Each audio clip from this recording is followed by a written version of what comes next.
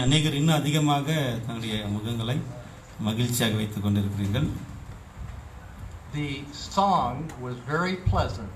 It was very nice to listen to. இன்றைய பாடலானது மிக அருமையாக இருந்தது. கேட்பதற்கு ரொம்ப சந்தோஷமாக இருந்தது. I did not understand the words. எனக்கு அந்த வார்த்தைகள் என்றும் புரியவில்லை. But I know that it was speaking of right here, this age, the ages to come. அந்த வார்த்தைகள் எதுவும் எனக்கு புரியவில்லை. ஆனாலும் கூட அந்த வார்த்தைகள் வரக்கூடிய யுகங்களை பற்றி பேசுகிறதாக நான் நினைக்கிறேன். I'm guessing that. நான் அதை யூகிக்கிறேன். Because it kept going and going and going forever. அது தொடர்ந்து கொண்டே இருந்ததுபடினால நான் I'm just kidding you. We'd like to speak of, we have on our chart many dispensations. இங்கே நம்ம இந்த படத்தில் அநேக யுகங்களை பற்றி நாம் பார்க்கிறோம். அதை குறித்து பேசுவதற்காக நான் விரும்புகிறேன். And we have many subdivisions. அதிலும் கூட சில சப் டிவிஷன்ஸ் கூட நம்ம பிரிவுகள் கூட நம்ம அதில் பார்க்கிறோம். Pastor Russell liked to separate things by time frame, by dispensation or by the time. அதாவது சகோதரர் ரசல் அவர்கள் இந்த ஒரு யுகங்களை நேரத்துக்கு காலங்களுக்கு தக்கதாக அதை பிரித்து இருக்கிறார். And very important to us is the time of the new heavens and the new earth compared to the evil world. அதாவது மிக முக்கியமான ஒன்று என்னவென்றால் இந்த புதிய வானத்தையும் புதிய பூமியை நம்ம இப்போது இருக்கக்கூடிய இந்த பொல்லாத உலகத்தோடு நம்ம ஒத்து பார்ப்பது. We learn that the plan of God is divided into 3 time periods, large time periods. தேவனுடைய தெய்வீக திட்டமானது 3 பெரிய கால பகுதிகளாக பிரிக்கப்பட்டிருக்கிறது. We call them 3 worlds. அதைதான் நாம் 3 உலகங்கள் என்று அழைக்கிறோம். 2 Peter இரண்டாவது காலமானது chapter 3, மூன்றாம் அதிகாரம், we see that the first time frame, the first dispensation was creation to the flood. அதாவது முதலாம் யுகமானது சிருஷ்டிப்பிலிருந்து ஜலப்பிரளயம் வரை. And Peter called this the world that was. இதை அப்போஸ்தலனாகிய பவுல் அப்போது இருந்த உலகம் என்று அப்போஸ்தலர் பேதுரு அப்போது இருந்த உலகம் என்று அழைக்கிறார். For your reference, you're also going to read this in Hebrews chapter 2 verse 5. இதை குறித்ததான விளக்கமானது எபிரேயர் 2:5 கூட நம்ம வாசிக்கலாம். எபிரேயர் 2ஆம் அதிகாரம் 5ஆம் வசனத்தை வாசிங்கள். இனி வரும் உலகத்தை குறித்து பேசுகிறோமே, அதை அவர் தூதர்களுக்கு கீழ்ப்படுத்தவில்லை. Yes brother. Okay, then Hebrews? Hebrews 2:5 maybe? It's finished brother. Oh, she does finish. Okay. 2 Peter 3:6. 2 பேதுரு 3:6ஆம் வசனத்தை வாசிக்கலாம். 2 பேதுரு 3:6. அப்பொழுது இருந்த உலகம் ஜல பிரளயத்தினாலே அழிந்ததென்பதையும் மனதார அறியாமல் இருக்கிறார்கள். Yes, continue. And then of course we see the second dispensation is called the present evil world. அதாவது இந்த இரண்டாம் காலப்பகுதியானது இப்போது இருக்கிற பொல்லாத உலகம் என்று சொல்லப்பட்டிருக்கிறது. And Peter talked about that in the next verse, in verse 7. அதே தான் நம்ம 7ஆம் வசனத்தில் வாசிக்கிறோம். இப்போது இருக்கிற வானம் பூமி என்று 7th verse படிங்க. 7ஆம் வசனத்தை வாசிங்க. 2 பேதுரு 3ஆம் அதிகாரம் 7ஆம் வசனம். இப்பொழுது இருக்கிற வானங்களும் பூமியும் அந்த வார்த்தையினாலே அக்கினிக்கு இரையாக வைக்கப்பட்டு தேவ பக்தி இல்லாதவர்கள் நியாய தீர்க்கப்பட்டு அழிந்து போகும் நாள் வரைக்கும் காக்கப்பட்டிருக்கிறது. And then the third world is called the world without end. அதாவது மூன்றாம் உலகமானது நாம் பார்க்கும்போது வரக்கூடிய உலகம். We see this in Isaiah. அதை நாம் ஏசாயா 45ஆம் அதிகாரம் 45:17. 17வது வசனத்துல வாசிக்கிறோம். இஸ்ரவேலே முடிவில்லாத உலகம். இஸ்ரவேலே கர்த்தராலே நித்திய ரட்சிப்பினால் ரட்சிக்கப்படுவான். நீங்கள் என்றென்றைக்கும் உள்ள சதா காலங்களிலும் வெட்கப்படாமலும் கலங்காமலும் இருப்பீர்கள். ஏசாயா 45:17. It's also called the world wherein dwells righteousness. அதாவது அந்த மூன்றாம் உலகமானது முடிவில்லாத ஒரு உலகம், அதை குறித்து நம்ம நீதி வாசமா இருக்கக்கூடிய உலகம் என்று நாம் படிக்கிறோம். And of course Peter talked about this when we go down to verse 13 in 2 பேதுரு கூட பேசுகிறார் மூன்றாம் அதிகாரம் 13ஆம் வசனத்துல. 2 Peter 3:13. 2 பேதுரு 3:13ஆம் வசனம். அவருடைய வாக்குத்தத்தத்தின்படியே நீதி வாசமாய் இருக்கும் புதிய வானங்களும் புதிய பூமியும் உண்டாகும் என்று காத்திருக்கிறோம். This third world, the one of righteousness, is where all the blessings will come to the families of the earth under the rule of Christ. அதாவது மூன்றாம் உலகமானது ஆண்டவர் இயேசு கிறிஸ்துவின் ஆட்சியின் மூலமாக அது ஆசீர்வாதத்தை கொண்டு வரக்கூடியதாக இருக்குது பூமியில் உள்ள அனைவர் மேலும். We have all learned that the purpose of Christ returning, அதாவது எல்லாரும் இயேசுவுடைய இரண்டாம் வருகை எதிர்பார்த்திருந்தோம், is to start removing all the evil things of this world. He's beginning to remove the evil and to bring truth. அதாவது இந்த உலகத்தில் இருக்கக்கூடிய எல்லா தீமையான காரியங்களை ஆண்டவர் இயேசு கிறிஸ்துவுடைய இந்த ராஜ்யத்தில் அது எடுக்கப்பட்டு, and he is doing a transition between the old evil world to the new dispensation. அதாவது பழைய உலகத்தை முடிவுக்கு கொண்டு வந்து ஒரு புது யுகத்தை அவர் ஆரம்பித்துக் கொண்டிருக்கிறார்.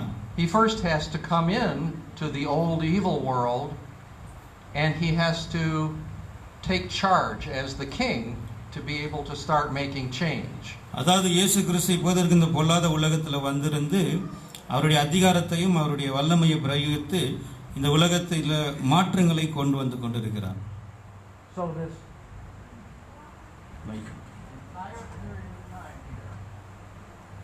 அதாவது முழு இந்த மேசியா யுகம் முழுவதும் நம்ம பார்க்கிறோம். This, the Old Testament and the New Testament call it the Lord's Day. அதாவது இந்த எல்லா பழைய ஏற்பாட்டிலும் புதிய ஏற்பாட்டிலும் கூட இது கர்த்தருடைய நாள் என்று அழைக்கப்படுகிறது. There are no, I won't probably do it again. There are other days also used. There are other names for the same day. அதே போல அந்த நாளை குறித்து இன்னொரு இடங்கள் சில வேறு இடங்களில் கூட வேறு விதமாக சொல்லப்பட்டிருக்கிறது. The other names for the same day are called the Judgment Day. அதாவது அதை குறித்து நியாயத்தீர்ப்பு நாள் என்று கூட சொல்லப்பட்டிருக்கிறது. The Great Day. பெரிய நாள் என்று சொல்லப்பட்டிருக்கிறது. Sometimes it's simply called that day. சில இடங்களிலே அதே போல அந்த நாள் என்று கூட சொல்லப்பட்டிருக்கிறது. Sometimes it's called Millennial Day. சில நேரங்களில் அது மில்லேனியல் 1000 வருட யுகம் என்று சொல்லப்பட்டிருக்கிறது. I'm going to keep it very simple. நான் இதை மிக எளிமையாக சொல்லுகிறேன். The simple way of looking at it is it's all one and the same day.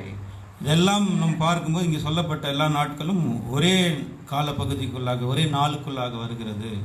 And in the term millennial day that's used, it indicates that it is of 1,000 years. அதாவது millennial யுகம் என்று சொல்லக்கூடியது இயேசுடைய அந்த 1000 வருடம் என்று நாம் பார்க்கிறோம்.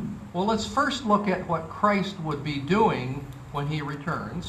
அதாவது முதலாவது இயேசு வந்து அவர் செய்யக்கூடிய முதலாவது காரியம் என்னவென்றால், so we can understand this, the pastor Russell has told us that it would be an invisible, a secret return. அதாவது இயேசு கிறிஸ்து வெளிரங்கமாக அல்ல, பார்க்கக்கூடியதாக அல்ல, அவர் ரகசியமாக வந்திருக்கிறார் என்று சகோதரர்கள் மூலமாக கூட சொல்லப்பட்டிருக்கிறது. And he would slowly teach mankind lessons. அதாவது மனித குலத்துக்கு அவர் அதாவது மெதுவாக மனித குலத்துக்கு பாடங்களை அவர் புகட்டுவார். He will give truth on many subjects. அதாவது அதை குறித்து अनेक பாடங்கள் சத்தியங்களை கொடுத்திருக்கிறார். We are privileged to have higher truths on doctrinal subjects. நம்ம வந்து ரொம்ப ஸ்லாக்கியம் பெற்றவர்கள், மிக உயர்ந்த மேலான சத்தியங்களை நாம் பெற்றிருக்கிறோம். But the world receives truths on subjects like human rights. அதாவது உலகமானது மனிதனுடைய உரிமைகளை பற்றினதான ஒரு பாடங்களை அவர்களுக்கு கொடுக்கப்படும். On issues like being fair and honest and treating your neighbor as you would like to be treated yourself. அது எப்படி இருக்கும் என்றால், நீங்க வந்து உங்களுடைய உடன்பிறப்புகளை உடன் சகோதரர்களை நீங்கள் நேசிக்க வேண்டும் என்றும் அவர்களை கனப்படுத்த வேண்டும் என்பதான ஒரு கட்டளைகள் அவர்களுக்கு கொடுக்கப்படும். And we have seen since the time of our Lord's presence that there have been many revolts. அதாவது இயேசு வந்திருக்கிற இந்த காலங்களில் அநேகமான புரட்சிகள் நடைபெற்று கொண்டிருக்கிறதை நாம் பார்க்கிறோம். Not all revolutions in the sense of fighting against civil government.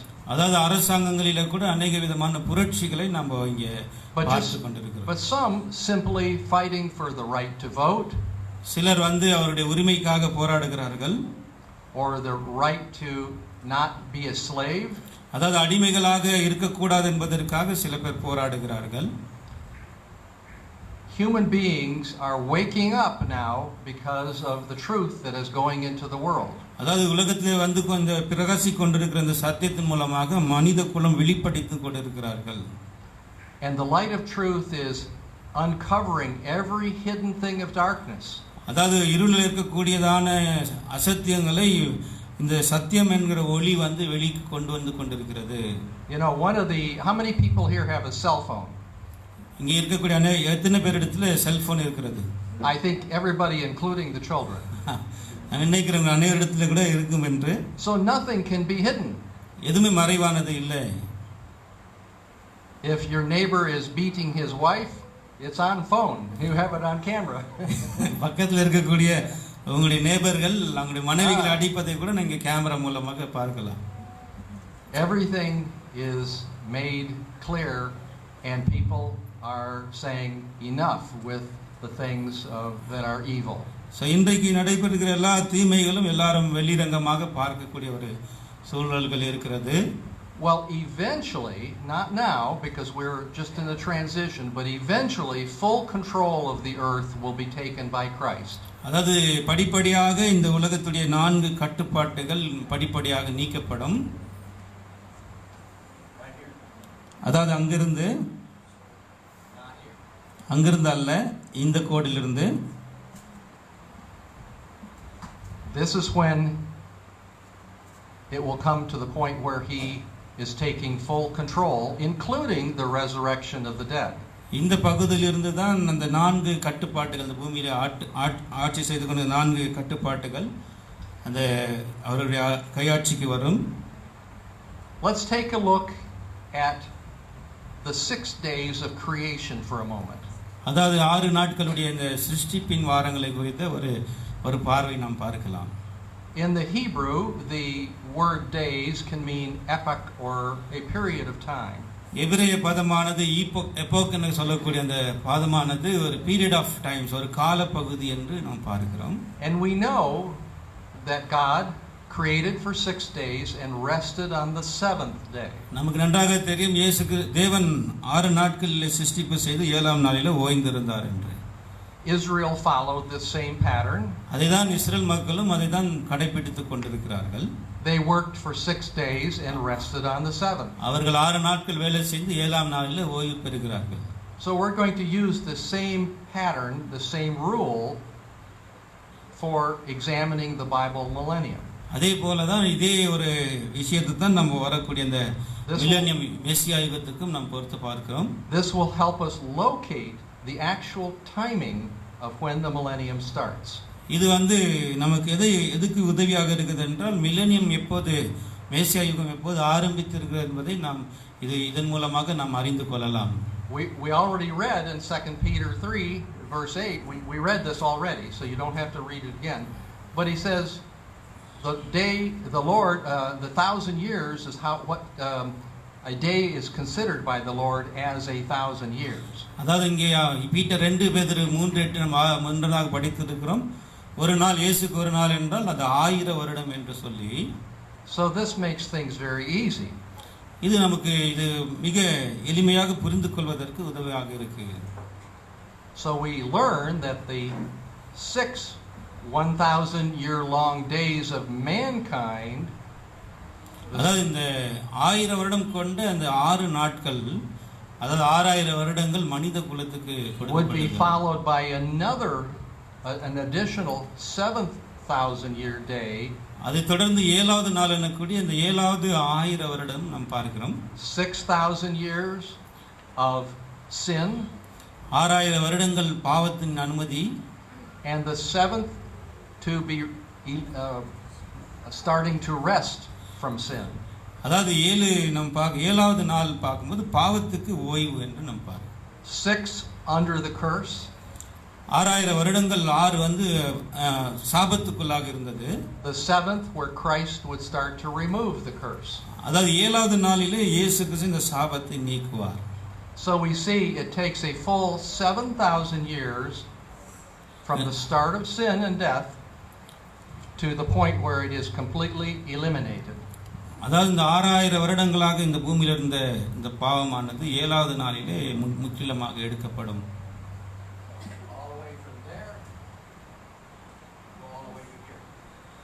சிருஷ்டிப்பிலிருந்து இதுவரைக்குமாக நம்ம 7000 வருடங்கள் நாம் பார்க்கிறோம். This same 1,000-year day is spoken of as the time in which the saints will reign with Christ.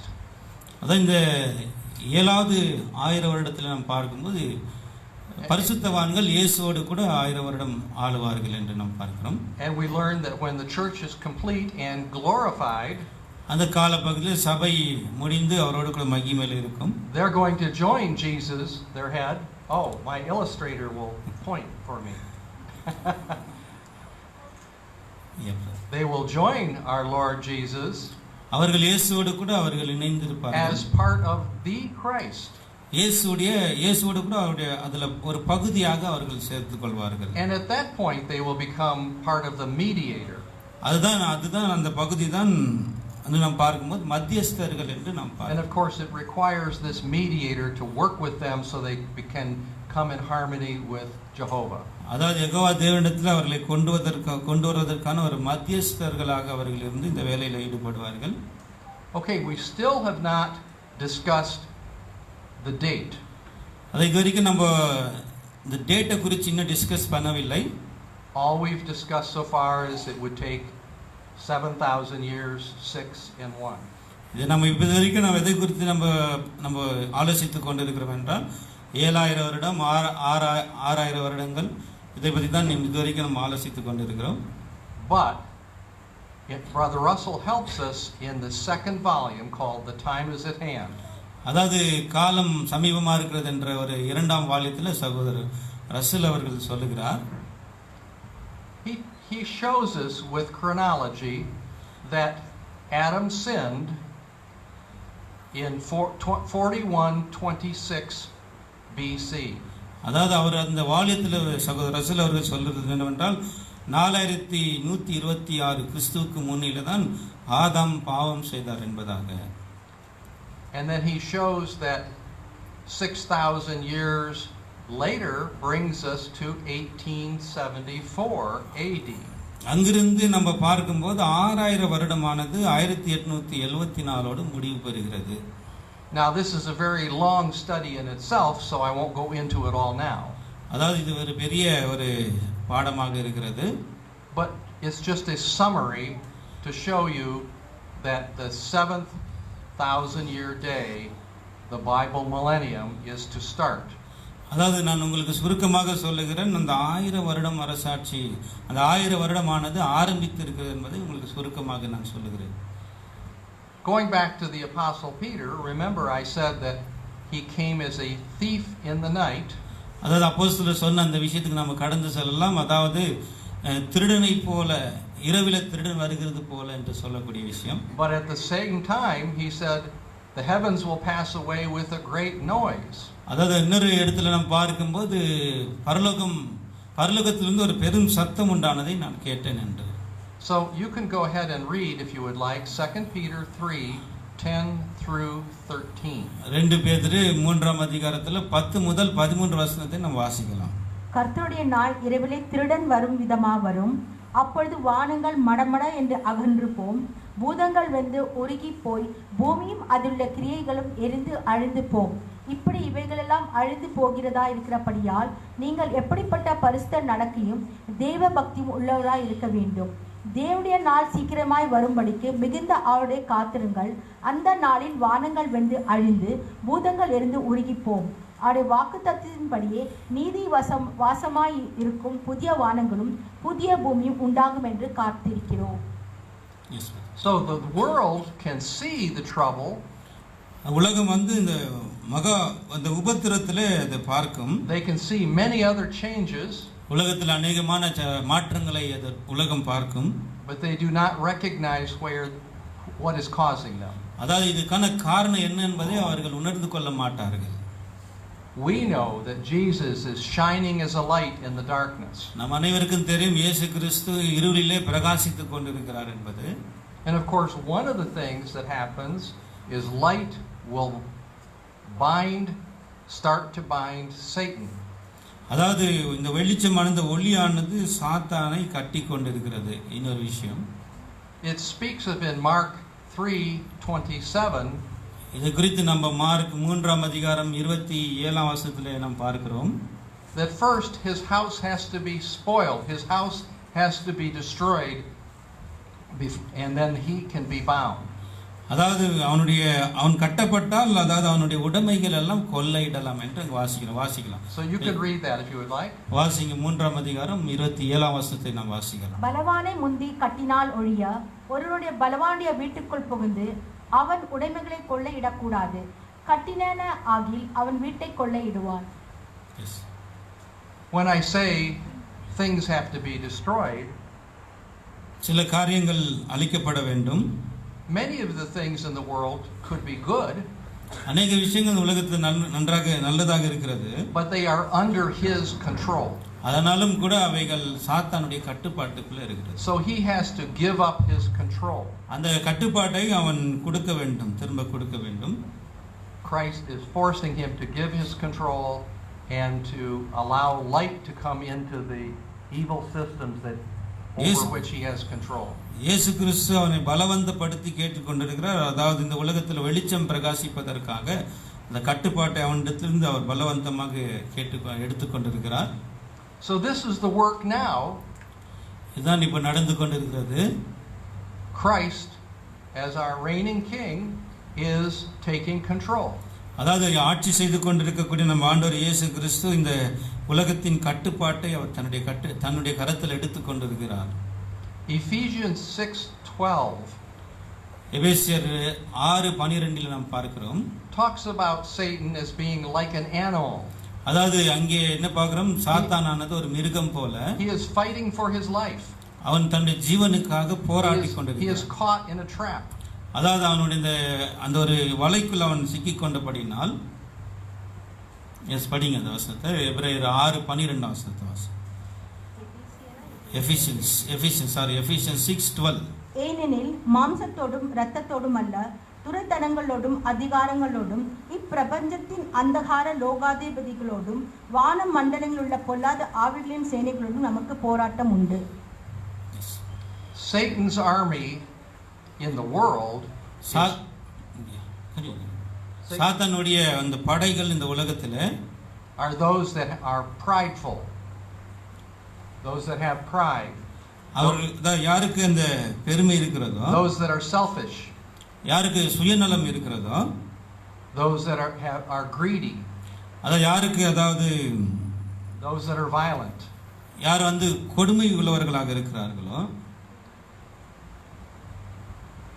Satan tries to, like an animal in a trap, he tries to fight. அதாவது ஒரு வலையில சிக்கிக்கொண்ட மிருகத்தை போல சாத்தான் அந்த வலையிலிருந்து விலகுவதற்காக போராடுகிறான். And we see in 2 Thessalonians chapter 2 that he tries to show many signs and wonders to try to fool people. அதாவது 2 தெசலோனிக்கேயர் 2ஆம் அதிகாரம் 8 முதல் 12 வசனத்தை நாம் பார்க்கும்போது சாத்தானானது அநேக பொய்யான அற்புதங்களை காண்பித்து மக்களை வந்து இந்த வஞ்சகத்தில் அவன் கொண்டு வருகிறான். வாசிங்க.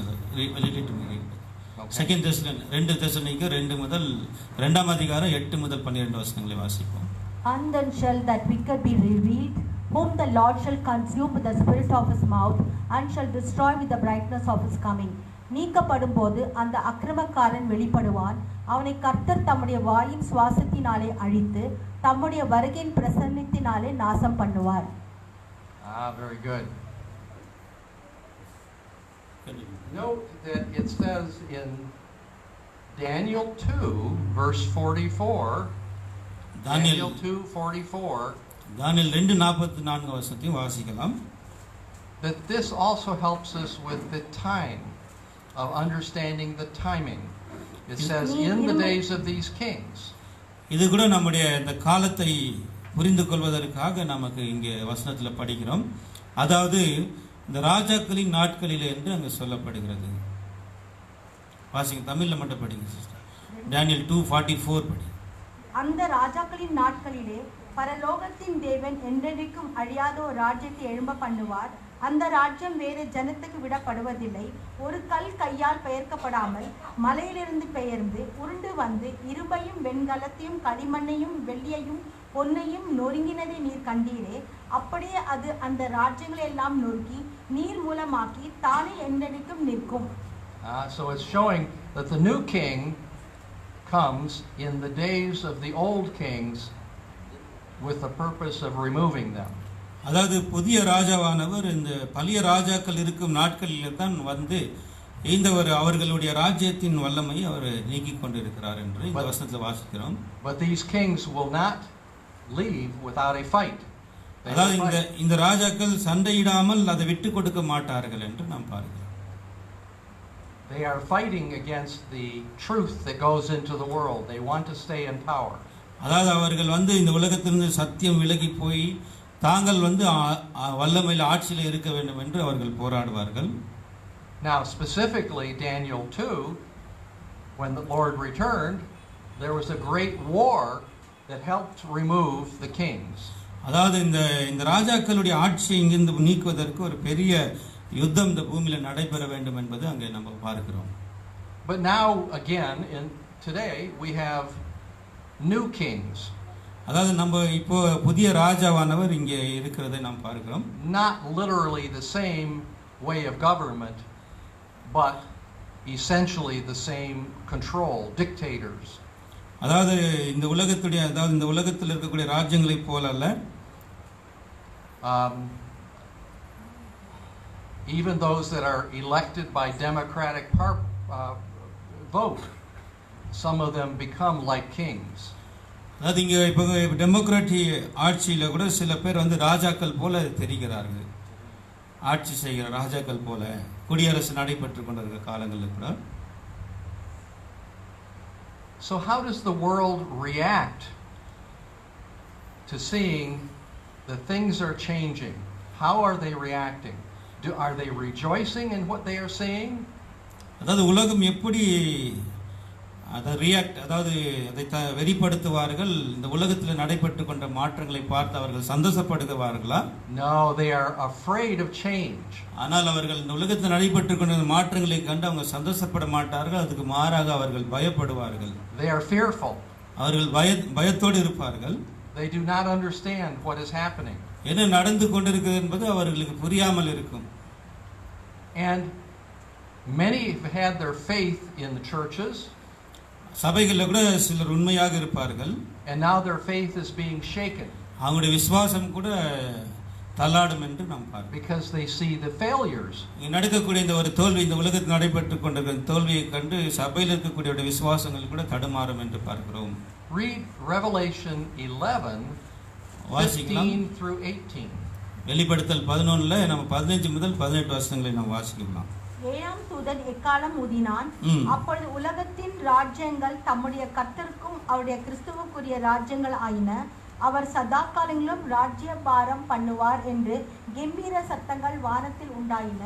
அப்பொழுது தேவனுக்கு முன்பாக தங்கள் சிங்காசனங்கள் மேல் உட்கார்ந்திருந்த 24 மூப்பர்களும் முகம் குப்புற விழுந்து, இருக்கிறவரும் இருந்தவரும் வருகிறோமாகிய சர்வ வல்லமுள்ள கர்த்தராகிய தேவனே, உம்மை ஸ்தோத்திரிக்கிறோம். தேவரீர் உமது மகா வல்லமையை கொண்டு ராஜ்யபாரம் பண்ணுகிறீர். ஜாதிகள் கோபித்தார்கள், அப்பொழுது உம்முடைய கோபம் மூண்டது. மரித்தோர் நியாயம் தீர்ப்படைகிறதற்கும் தீர்க்கதரிசிகளாகிய உம்முடைய ஊழியக்காரரும் பரிசுத்தவான்களுக்கும் உமது நாமத்தின் மேல் பயபக்தியாய் இருந்த சிறியோர் பெரியோருக்கும் பலன் அளிக்கிறதற்கும் பூமியை கெடுத்தவர்களை கெடுக்கிறதற்கும் காலம் வந்தது என்று சொல்லி தேவனை தொழுது கொண்டார்கள். Yes, the kingdoms of this world are in the process of becoming the kingdom of our Lord. அதாவது இப்போ நடந்து கொண்டிருக்கிறதானது என்னென்று பார்க்கும்போது இயேசுடைய ராஜ்யமுடைய ஸ்தாபனத்துடைய வேலைகள் நடைமுறையில் இருக்கிறது. And we can also read about all of the things of the changes happening in Matthew chapter 24. There are many things to look at there. அதாவது நம்ம அநேக விஷயங்கள் உலகத்தில் நடைபெற்ற மாற்றத்தை நம்ம பார்த்து கொண்டிருக்கிறோம். அதாவது மத்தேயு 24 21 வசனம் சொல்லப்பட்ட பிரகாரம். But that's a whole other study. That's an additional study. இது ஒரு கூடுதலான ஒரு பாடம் இப்போது நம்ம பார்க்கிற இந்த இது. Well, in addition to chronology, just the timing, what other evidence is there that we are living in the beginning of the millennial day? அதாவது காலக்கணக்கின் படி நம்ம பார்க்கும்போது நம்ம 1000 வருட அரசாட்சியினுடைய ஆரம்பத்தில் இருக்கிறோம் என்பதற்கான அத்தாட்சிகள் என்னவாக இருக்கிறது? Well, Daniel gave us some more information. தானியேல் புத்தகம் தானியேலானவர் அநேக இன்ஃபர்மேஷன் நமக்கு கொடுத்திருக்கிறார்.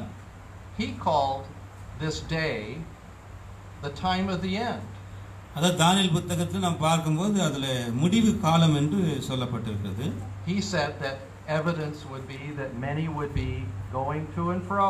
அங்கே சொல்லப்படக்கூடிய அந்த அறிகுறியானது என்னென்று பார்க்கும்போது ஜனங்கள் அங்கும் இங்கும் ஓடி ஆராய்வார்கள். And knowledge would be increased. அறிவும் கூட பெருகி போகும் என்பதாக. Now, for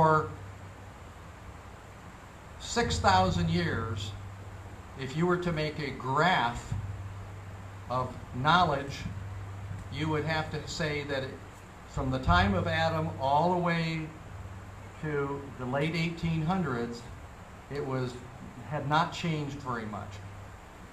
அதாவது 6000 வருடத்துடைய இந்த கிராஃப் நம்ம போட்டு பார்க்கும்போது 6000 வருடம் வரைக்கும் நம்ம பார்க்கும்போது இந்த உலகம் உடைய அந்த மேப் பார்த்தீங்கன்னா ஒரு லெவலாகத்தான் இருந்துச்சு. அந்த கிராஃபில் நம்ம போட்டு பார்ப்போமானால். And if you go to Google, you will see such graphs of increase in knowledge. அதாவது நம்ம கூகுளில் நீங்கள் சர்ச் பண்ணீங்கன்னாக்கா நம்ம இப்போது பார்க்கும்போது அறிவு அதிகமாக பெருகி கொண்டிருக்கிறதை நம்ம பார்க்கலாம். You remember your parents, of the older ones, your parents or your grandparents didn't have a car. அதாவது இங்க இருக்கக்கூடிய அநேகருடைய தாத்தா பாட்டிகளுக்கு கார் இல்லாமல் இருந்தது. They didn't even have lights. Even அவர்களுக்கு வெளிச்சம் கூட அதாவது லைட் கூட இல்லாமல் இருந்தது. Everything, if you go back just a few generations, was very similar as it had always been since the beginning. சில தலைமுறைகள் நம்ம போய் பார்க்கும்போது எல்லாம் அந்த அறிவு பெருக்கம் மிக குறைவாக தான் இருந்தது. There were a few inventions that made some impact on mankind. அதாவது சில ஒரு விஷயங்கள் மனித குலத்து மேல வந்திருக்கிறதை நம்ம பார்க்கும்போது the discovery of metal, especially iron, made a difference. Metal அதாவது ஐரன் இரும்பு கண்டுபிடிக்கப்பட்டது ஒரு பெரிய ஒரு மாற்றத்தை. So people could have better tools.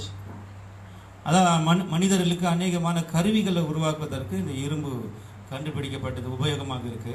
But those things did not make a difference as much as what we have today. Now the increase in knowledge doubles every year. ஆனால் அது கூட மனிதருடைய அறிவு பெருக்கத்தை இன்னும் அதிகரிக்கவில்லை.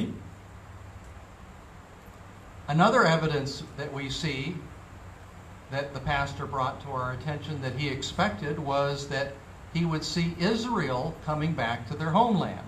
அதாவது இன்னொரு எவிடன்ஸ் நம்ம பார்க்கும்போது அத்தாட்சி நம்ம பார்க்கும்போது இஸ்ரேல் ஜனமானது தன்னுடைய சொந்த நாட்டுக்கு திரும்பி இருக்கிறதை குறித்து. And he said during this 1000 years under the reign of Christ restitution would start to begin and Israel was the first. அதாவது இந்த ரெஸ்டிடியூஷன் என்னக்கூடிய அந்த திரும்ப அவர்களை கொண்டு வரக்கூடிய வேலையானது முதலாவது அது இஸ்ரேலில தான் நடைபெறுகிறது. He pointed out to us in chapter 21 of Luke. அதாவது நம்ம லூக்கா 21ஆம் அதிகாரத்தில் நம்ம வாசிக்கிறோம். This was predicted to come and we see in 1874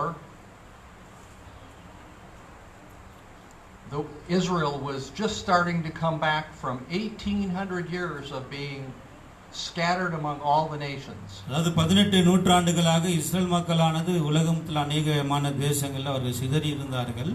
And then in 1878 அதுக்கு பிறகு 1878க்கு பிறகு the Berlin Congress of Nations gave permission for the Jews to come back and own land in Palestine. அநேக தேசங்களானது இஸ்ரவேல் அதாவது யூதர்கள் தங்களுடைய சொந்த நாட்டுக்கு வருவதற்கான ஒரு இதை அவர்கள் கொடுத்தார்கள் என்று நாம் பார்க்கிறோம். The pastor never saw Israel become a nation. ரசூல் அவர்கள் இஸ்ரவேல் மறுபடியுமாக ஒரு தேசமாக உருவானதை அவர் பார்க்கவில்லை. But we saw it. ஆனால் நாம் பார்த்து கொண்டிருக்கிறோம். And these observations should help us to support the pastor's idea that the 1,000-year period, the times of restitution, இப்போ நம்ம பார்த்து கொண்டிருக்கிற இந்த விஷயமான இஸ்ரேல் மறுபடியும் தன்னுடைய தேசத்துக்கு வந்து அவர்கள் தேசமாக உருவானது நமக்கு பேர் உதவியாக இருக்குது. சகோதரர் ரசூல் அவர்களுடைய அந்த ஒரு ஆலோசனை அவர் கொடுத்த அந்த ஒரு சத்தியமானது உண்மை என்பதற்கு ஒரு அத்தாட்சியாக இருக்கிறது. So he called the entire 1,000 years, right from the beginning, a times of restitution of all things. அதாவது திரும்ப கொடுத்தலின் காலம் என்று சொல்லுகிறார். அந்த முழு 1000 வருடத்தை நாம் பார்க்கும்போது அதுதான் ரெஸ்டிடியூஷன், அதாவது தமிழில நாம் பார்க்கும்போது திரும்ப கொடுத்தலின் காலங்கள் என்று சொல்லப்படுகிறது. But we know that this will be very gradual. ஆனால் இது வந்து மிக ஒரு கிராஜுவலாக, அதாவது படிப்படியாக நிறைவேற வேண்டிய விஷயம். He did not suggest that the resurrection would start right at the beginning. அதாவது இயேசு எங்கு சொல்லவில்லை ரிசரக்ஷன் உயிர்த்தது உடனே நடந்துவிடும் என்று. He suggested that it would be a gradual change, only enough to tear down the old systems of the world and make mankind hungry for something better. இதெல்லாம் படிப்படியாக தான் நடந்து கொண்டு இந்த உலக ராஜ்யங்களை கவிழ்த்து போடும். அந்த விஷயமானது இந்த உலக மக்களை கோபமடைய செய்யும் என்று நாம் பார்க்கிறோம். There's no reason for Christ to come if he does not teach mankind lessons. அதாவது இது மனித குலத்துக்கு அவர் கடைசியாக ஒரு பாடத்தை கற்பிக்க வேண்டும், இல்லாவிட்டால் அது ஒரு பாடமா ஒரு இதுவாக இருக்காது என்று நாம் பார்க்கிறோம். What I mean by that is there's no reason even for the 6,000 years of sin and death if mankind did not learn any lessons. அதாவது இந்த 6000 வருடங்கள் தேவன் தீமை அனுமதித்ததனால தான் மனித குலமானது நன்மை தீமை அவர்கள் அறிந்து கொள்ளக்கூடிய ஒரு வாய்ப்பு அவர்களுக்கு கிடைத்ததற்கு. When mankind comes up in the resurrection, மனித குலம் உயிர்த்தெழுதல் வரும்போது he has to have already in his heart a desire for something better than he had before. அப்போதுதான் அவர்கள் தெரிந்து கொள்வார்கள் இப்போது இருக்கக்கூடிய இந்த 1000 வருடத்தில் நடைபெறுகிற விஷயமானது முன்னேறினதை விட மிக உயர்வானது நன்மையானது என்று அவர்கள் அறிந்து கொள்வார்கள்.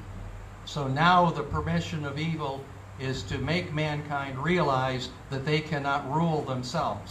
அதாவது தீமையினுடைய அனுமதி இப்போது நடைபெற்று கொண்டிருக்கிறது நாம் பார்க்கும்போது அவர்கள் உணர்ந்து கொள்வதற்கான ஒரு காலங்களை, that they are too sinful and selfish. அதாவது அவர்கள் மிக சுயநலம் உள்ளவர்களாகவும் மிக பாவம் உள்ளவர்களாக இருக்கிறார்கள் என்பதை அவர்கள் உணர்ந்து கொள்ள வேண்டும்.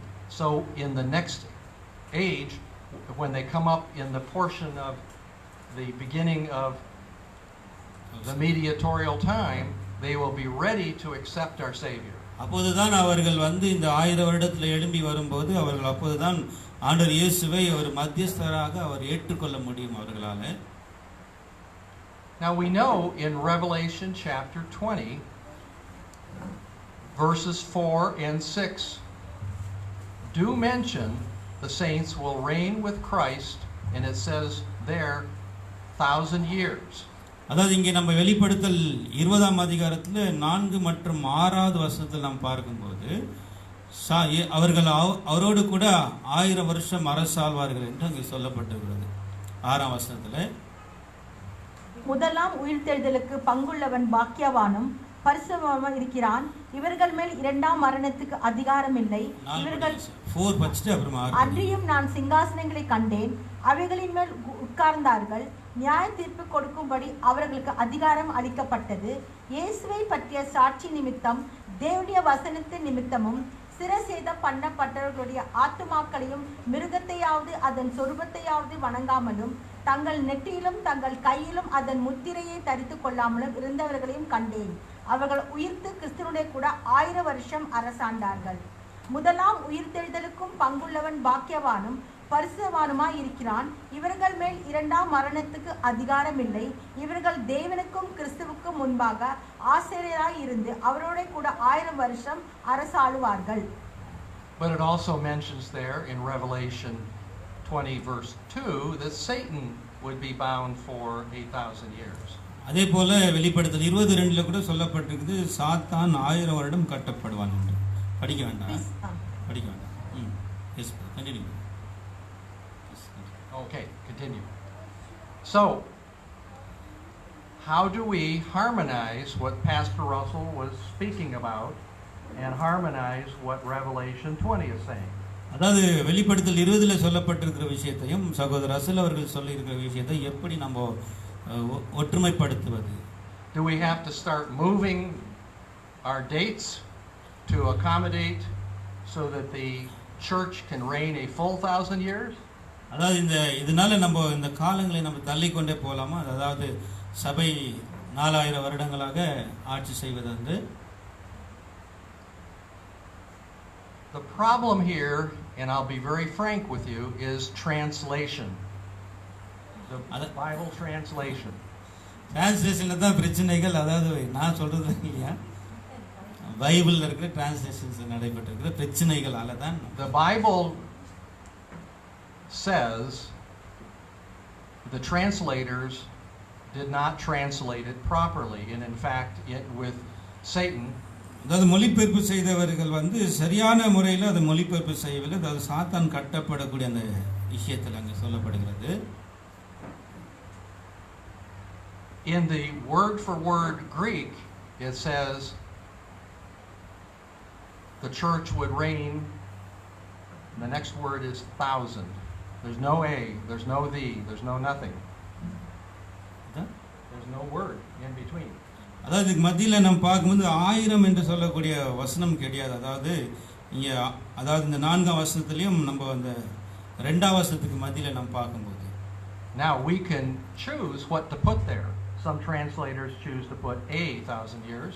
சில மொழிபெயர்ப்பாளர்கள் அதாவது a 1000 year என்று மொழிபெயர்ப்பு செய்திருக்கிறார்கள். Some choose to put during 1,000 years. சில பேர் வந்து during that 1,000 years, இந்த 1000 வருடத்துக்குள்ளாக என்று சொல்லப்பட்டிருக்கிறது. Some choose to put the 1,000 years. சில பேர் the 1000 years, அந்த 1000 வருடம் என்று சொல்லப்பட்டிருக்கிறது. We speak of the 1,000 years like a title. அது நம்ம வந்து இப்போ படிக்கக்கூடிய பாடத்துடைய தலைப்பானது the 1000 year என்று நம்ம படித்துக் கொண்டிருக்கிறோம். Just like we use the term the millennium. அதே மாதிரி நம்ம தி மில்லேனியம் என்ற ஒரு தலைப்பில் நாம் பார்க்கிறோம். And so when we say they will reign, is it the church's reign or is it Christ's reign? இங்கே நாம் பார்க்கும்போது இயேசு 1000 வருடம் ஆளுவாரா இல்ல சபை 1000 வருடம் ஆளுமா? It's Christ's reign. It's not the church's reign. அதாவது இங்கே சபை தான், இயேசு தான் 1000 வருடம் ஆளுவாரா, சபை அல்ல என்று சொல்லப்படுகிறது. So I would suggest நான் உங்களுக்கு சொல்லுகிறேன் that the church joins with the reign of Christ. சபையானது இயேசுவின் அந்த 1000 வருடத்தில் அவர்கள் இணைந்து கொள்வார்கள் என்று நான் உங்களுக்கு சஜஷன் பண்ணுகிறேன். The church, Christ is reigning for 1,000, but the church is joining him not at the beginning. இயேசு தான் 1000 வருடம் அரசாளுகிறார், ஆனால் சபை வந்து அந்த முழு 1000 வருடம் அல்ல, ஆனால் அவர்கள் அதோடு கூட இணைந்து கொள்வார்கள் என்று. But we have a choice as Bible students what way we want to look at it. We have a choice. We can change. நமக்கு அது மாற்றக்கூடிய ஒரு வாய்ப்புகள் நமக்கு இருக்கிறது. Many choose to take the translation that has some problems. அதான் அநேகர் மொழிபெயர்ப்பில் சில தவறுகள் நடந்திருக்கிறது என்பதை எடுத்துக்கொள்ளுகிறார்கள். But by doing so, they have to change all of the chronology. அதை நம்ம எடுத்துக்கொள்வோமானால், இந்த மொழிபெயர்ப்பு தவறு நம்ம எடுத்துக்கொள்ள வேண்டுமானால் நம்ம குரோனாலஜியில் கூட அன்றைக்கு மாற்றங்கள் செய்ய வேண்டியதாக இருக்கும். So if we accept that improper translation, then we also should say, or should think in our minds, or it may be a temptation to still see that the evil world is not changing. if we look at that Christ and the church their reign is yet future. Okay. If all of their reign is yet future, then we are at a question is, what is Christ doing now? அதாவது எல்லாரும் அநேகர் சொல்லுகிறது போல 1000 வருடம் இன்னும் ஆரம்பிக்கப்படவில்லை, அது இன்னும் வரக்கூடிய நாட்களில் தான் ஆரம்பிக்கப்படும் என்றால் ஆண்டவர் இயேசு கிறிஸ்து வந்து என்ன செய்து கொண்டிருக்கிறார்? And then the next thing we will question eventually இன்னொரு கேள்வி உங்களுக்கு நான் கேட்கிறேன், is whether Christ is present at all. அப்படி என்றால் இயேசு கிறிஸ்து கூட இன்னும் வந்திருக்கவில்லை. It follows that if we remove the reign, we remove the 1,000 years, we change everything, and then we say, what is Christ doing? Oh, well, maybe Christ is not present. We will conclude. அதாவது இயேசு கிறிஸ்து 1000 வருட அரசாட்சி ஆரம்பிக்கப்படவில்லை என்றால் இயேசு கிறிஸ்து இன்னும் வரவில்லை என்பதுதான் இதனுடைய முடிவாக நாம் பார்க்கிறோம். அப்படி அவர் வந்திருந்தால் இயேசுடைய 1000 வருட அரசாட்சி ஆரம்பித்திருந்தால் அவர் என்ன செய்து கொண்டிருக்கிறார்? பல கேள்விகள் நமக்கு இங்கே வருகிறது. I believe Christ is present, but I'm just saying that logically, if you took a change in the 1,000 years, you would have to eventually conclude that Christ has not come yet. அதாவது இப்ப நான் If you believe the 1,000 years has not started, okay, then you really should come to the conclusion that Christ has not come yet. Okay. அதாவது நீங்கள் வந்து இயேசு கிறிஸ்து அதாவது 1000 வருட அரசாட்சி ஆரம்பிக்கவில்லை என்றால் அது எதை நமக்கு முடிவாக தெரிவிக்கிறது என்றால் இயேசு கிறிஸ்து இன்னும் வரவில்லை என்பதை அது தெரியப்படுத்துகிறது. So this would be very sad. இது மிக துக்ககரமான ஒரு விஷயமாக இருக்கிறது. And then you would have to next conclude there is no present truth. அதாவது நீங்க அதோடு கூட இன்னும் நீங்க என்ன முடிவு பண்ணலாம்னா இது இப்ப இருக்கிறது வந்து உண்மையான சத்தியம் இல்லை என்பது. Because our Lord gave the present truth to our pastor. அதாவது இப்ப தேவன் நமக்கு இப்போது இருக்கக்கூடிய சத்தியத்தை நம்முடைய சகோதரர் அஸ்தர் மூலமாக கொடுத்திருக்கிறார். And so if there was no present truth, அப்படி இல்லை என்றால் இப்போது உண்மையான சத்தியம் இல்லை என்று நாம் பார்க்கிறோம். we might as well all go home. எல்லாரும் வீட்டுக்கு போகணும். But we are glad you are here and you are believing in the present truth. நாங்கள் மிக மகிழ்ச்சி அடைகிறோம் நீங்கள் எல்லாம் இங்கே இருப்பதனாலையும் நீங்கள் எல்லாரும் இந்த ஒரு இப்போது சொல்லப்பட்டு கொண்டிருக்கிற சத்தியத்தில் நீங்கள் இருக்கிறதுனால நாங்கள் மகிழ்ச்சி கொள்கிறோம். Very good, and may the Lord add His blessing. அது தேவனுடைய ஆசீர்வாதம் நம்மோடு இருப்பதாக. And we are thankful that you were all able to sit here for so long, being very patient. நீங்கள் அனைவரும் மிக ரொம்ப நேரம் நீங்கள் உட்கார்ந்ததுக்காக நான் உங்களுக்கு நன்றியை தெரிவித்துக் கொள்கிறேன்.